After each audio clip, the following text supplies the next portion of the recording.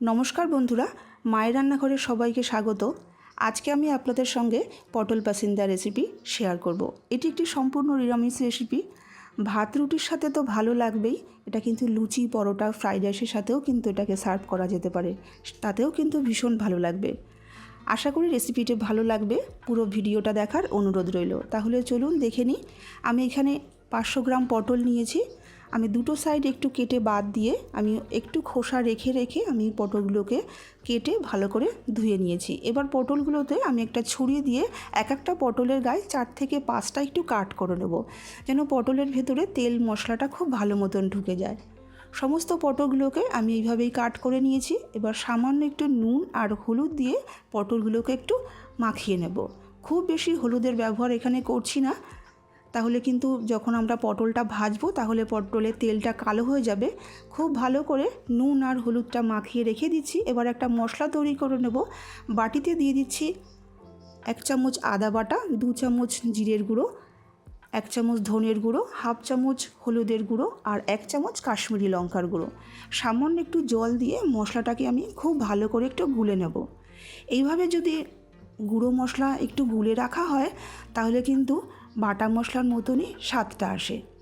আমি গুলে রেখে দিচ্ছি। এবার গ্যাসে কড়াই বসিয়ে দিয়ে আমি দিয়ে দিচ্ছি সর্ষের তেল। আমি রান্নায় যতটা তেলের ব্যবহার করব আমি পুরো তেলটা একেবারেই দিয়ে দিচ্ছি। এখানে 4 টেবিল চামচ মতন সর্ষের তেল নিয়েছি। আমি রান্নাটা সর্ষের তেলে করছি।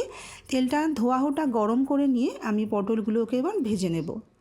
পটলগুলোকে গ্যাসটাকে মিডিয়ামে রেখে আমি একটু ভেজে নেব, একটু ঢাকা চাপা দিয়েও ভেজে নেব, যাতে পটলটা ভাজা হওয়ার সাথে সাথে কিন্তু পটলটা সেদ্ধ হয়ে যায়। 5 থেকে 7 মিনিট আমি ঢাকা দিয়ে রেখেছিলাম। দেখুন 5 থেকে 7 মিনিটের মধ্যেই কিন্তু পটলটা বেশ সুন্দর একটু লালচে ভাজা হয়ে গেছে। আর ভাজার প্রয়োজন নেই। আমি এবার বাটিতে তুলে রেখে দিচ্ছি। সমস্ত পটলগুলোকে আমি বাটিতে তুলে রেখে দিলাম। এবার ওই তেলের মধ্যেই দিয়ে দিচ্ছি সামান্য একটু গোটা গরম মশলা ফোড়ন, একটু থেতো করে নিয়েছি। ফোড়নটা একটু নাড়াচাড়া করে নিয়ে আমি গুলে রাখা মশলাটাকে দিয়ে দিচ্ছি।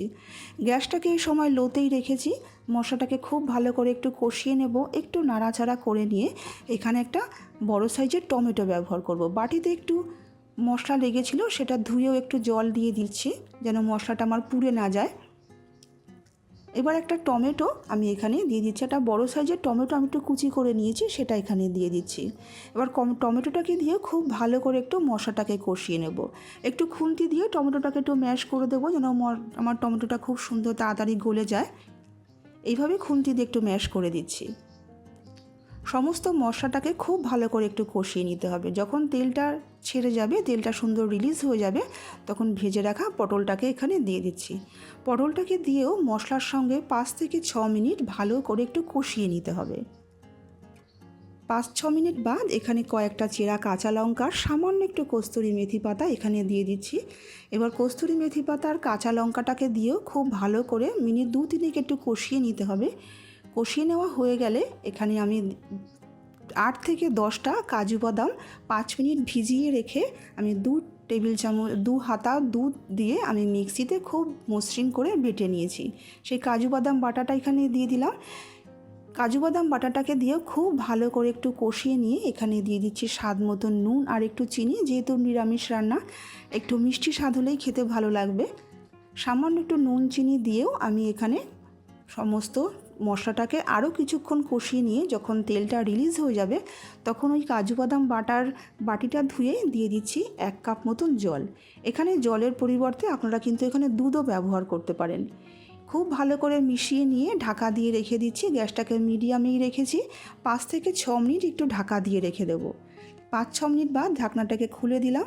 দেখুন পটল কিন্তু আমাদের খুব সুন্দর সুসেদ্ধ হয়ে গেছে। রান্নাটা কমপ্লিট। সবশেষে সামান্য একটু ঘি আর গরম মশলা দিয়ে দিচ্ছি, যেহেতু এটা নিরামিষ রান্না।